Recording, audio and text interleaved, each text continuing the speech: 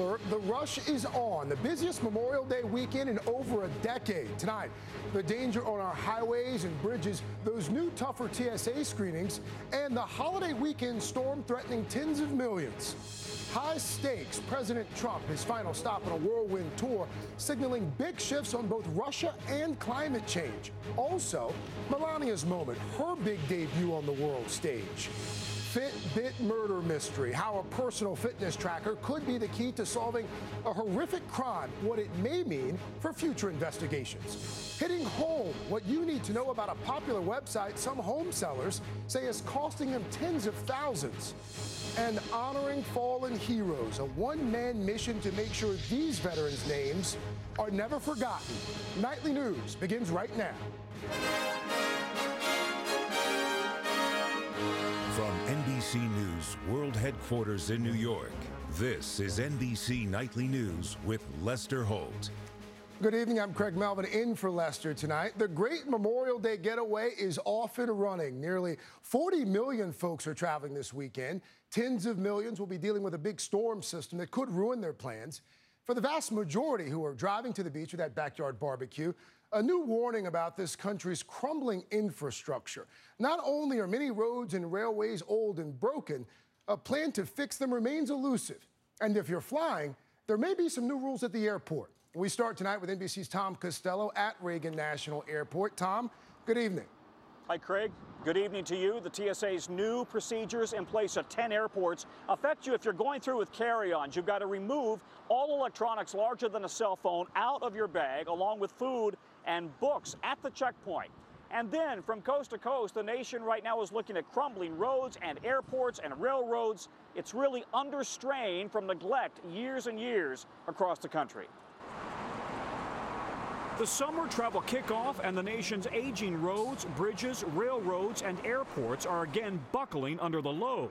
From New York's Penn Station to the iconic Pacific Coast Highway. The nation's civil engineers say fixing what's crumbling in America would cost a stunning $4.6 trillion, nearly a quarter of the total U.S. economy. Despite President Trump promising to spend $1 trillion on upgrades and repairs, Democrats say his new budget actually cuts spending. The investment in infrastructure is now more important than ever. The White House solution: partner with states and the private sector on big projects in exchange for tax incentives and a cut of the profits. It's already happening, from New York's dilapidated LaGuardia Airport, now being rebuilt by a Swedish construction company, to the Presidio Parkway in San Francisco. On the inner loop, we're bogged down. Where states can't afford to rebuild highways, companies are doing the work, then collecting the tolls. For the expressway on this stretch of I-495 in Virginia, the tolls go up or down based on the level of congestion at the time. And it can quickly get expensive. What's the most you've had to pay on these tolls? Over $19. For how far? Probably about 5 or 6 miles. Nearby, a private company charges $6.50 in rush hour for a 14-mile tollway. I think it's worth it not to sit in the traffic for, a little bit extra money. I'm fine paying the tolls. Republicans argue private partnerships keep taxes low, but citizens still pay through rising tolls. But they're going to get a better service, and they're going to get a more modern road or more modern airport. But the nation's infrastructure is so bad, analysts say it will ultimately take real tax money to get the work done. Tom Costello, NBC News, Arlington, Virginia.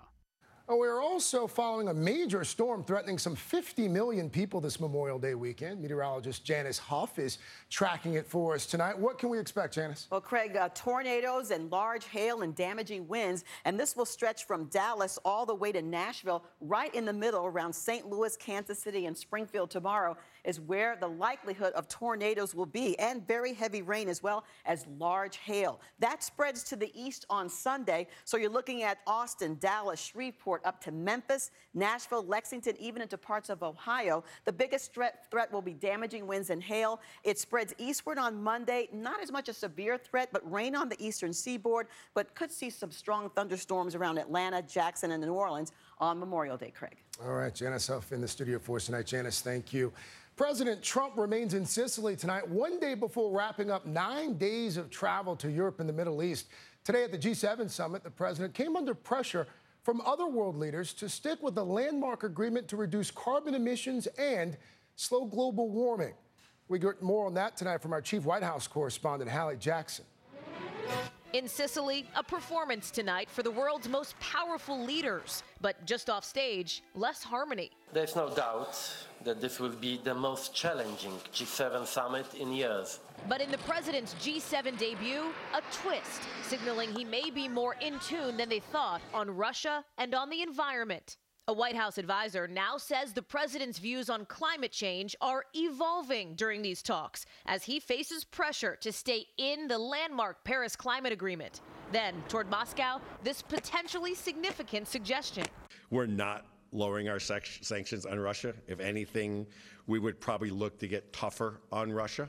That would bring the president more in line with his G7 allies, even as he draws the line on trade, citing specifically an imbalance with Germany he finds unfair. Quote, "I don't have a problem with Germany. I have a problem with German trade," he said, according to his advisor. I always thought the Europe trip would be more difficult for him because of his ambivalence, which is strange, but it exists, about Europe. For President Trump, a tale of two trips. In the Middle East, open arms. In Europe, just the elbows. Tomorrow, back to Washington and to a tangle of troubles as former House Speaker John Boehner calls foreign affairs a bright spot for President Trump, but adds, quote, "Everything else he's done has been a complete disaster." Hillary Clinton adding to the chorus, telling graduates at her alma mater her own college days under President Nixon feel awfully familiar. A man whose presidency would eventually end in disgrace with his impeachment for obstruction of justice.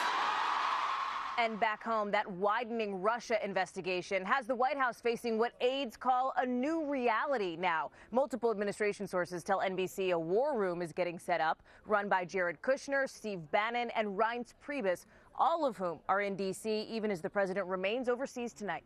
Craig? Hallie Jackson Force there in Italy. Hallie, thank you. Back here, a Republican candidate backed by President Trump has won a special congressional election in Montana. That's despite Greg Gianforte being charged with assault for allegedly body slamming a reporter just a day before. In his speech last night, Gianforte apologized for the incident. President Trump called his victory a, quote, "great win in Montana." Back in the headlines tonight, one of the infamous D.C. area snipers. Late word that a federal judge has overturned 2 life sentences without parole for Lee Boyd Malvo. The then 17-year-old was one of 2 people convicted of terrorizing residents with random shootings back in 2002. More on that tonight from our justice correspondent, Pete Williams. The victims were shot at random in parking lots, going to school, mowing the lawn, gripping the Washington area in fear in the fall of 2002. During 3 terrifying weeks, 10 people were killed. 3 more were wounded, including a 13-year-old boy.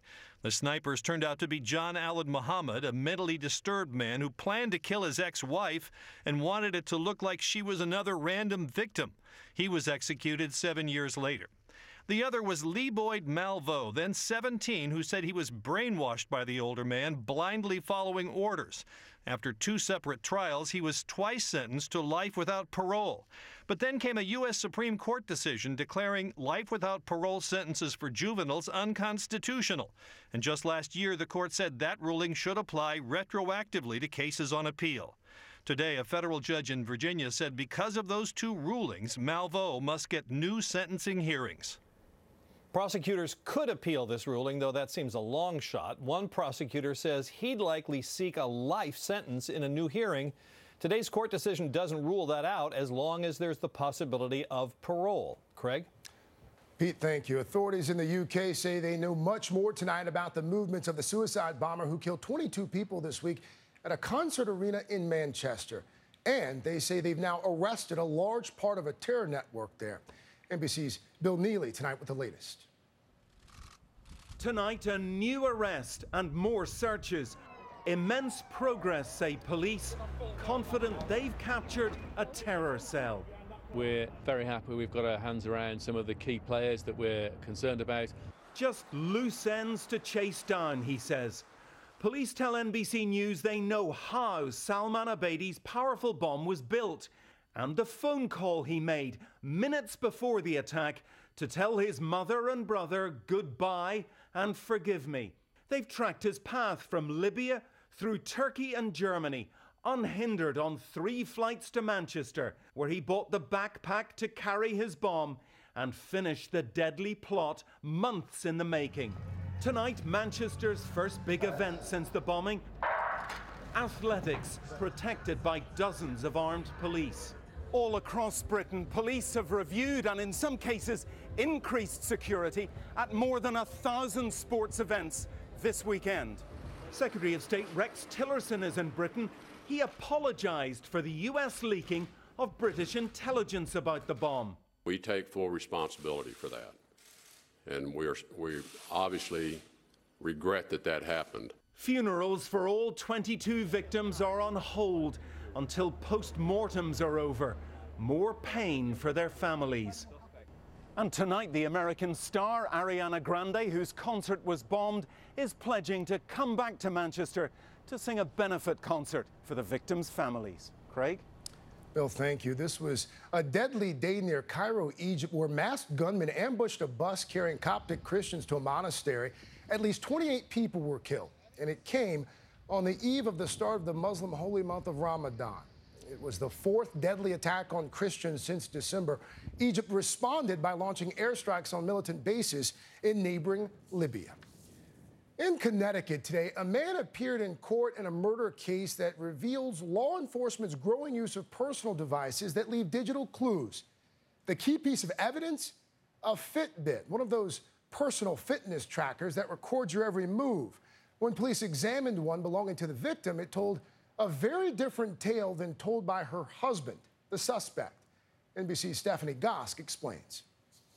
Richard DeBate told Connecticut police a terrifying story about the morning of December 23, 2015. An intruder covered in a dark green camouflage suit with a mask tortured him and fatally shot his wife, Connie, according to court documents. But investigators didn't buy it. DeBate was charged with murder. He pled not guilty and appeared in court again today. The story, police say, started to unravel for multiple reasons. But among the evidence, a little device worn by millions, a Fitbit. Connie DeBate's every step was logged the morning of the murder. Police put together a nearly minute-to-minute digital timeline. Crucial, this detail. DeBate told police his wife came home during the intrusion. He told her to run, then said the intruder chased her to the basement and shot her. But Connie's Fitbit logged more than 1,200 steps in the house. Police say total distance from garage to basement would have been 125 feet. His lawyer did not respond to our request for an interview. This case, just the latest example of how electronic footprints are used in crime solving.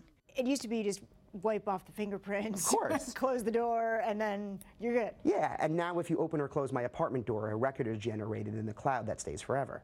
If you turn on or off the lights, the same thing happens. So all of these records are being generated for the first time that law enforcement could now get access to through legal processes. In this case, a 40-year-old father of two says he's innocent. Will a Fitbit prove to be a credible witness? Stephanie Gosk, NBC News, New York. Still ahead tonight, finding your home's value. Is it what a popular online real estate site says it is? Some say no, and they're suing. Also, Melania Trump in the spotlight this week, taking her place on the world stage. Mom, Dad, hi. I had a very minor fender bender tonight in an unreasonably narrow fast food drive-through lane. But what a powerful life lesson.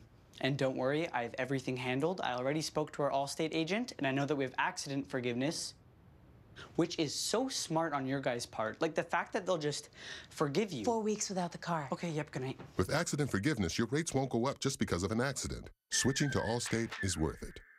Managing blood sugar is not a marathon. It's a series of smart choices. And when you replace one meal or snack a day with Glucerna, made with Carb Steady to help minimize blood sugar spikes, you can really feel it. Glucerna, everyday progress. Type 2 diabetes? Listen up. We're not professional athletes, but that doesn't mean we're giving up. I'm in this for me. For me. Along with diet and exercise, Farxiga helps lower blood sugar in adults with type 2 diabetes, lowering A1C by up to 1.2 points. Do not take if allergic to Farxiga. If you experience symptoms of a serious allergic reaction such as rash, swelling, difficulty breathing or swallowing, stop taking and seek medical help right away. Do not take Farxiga if you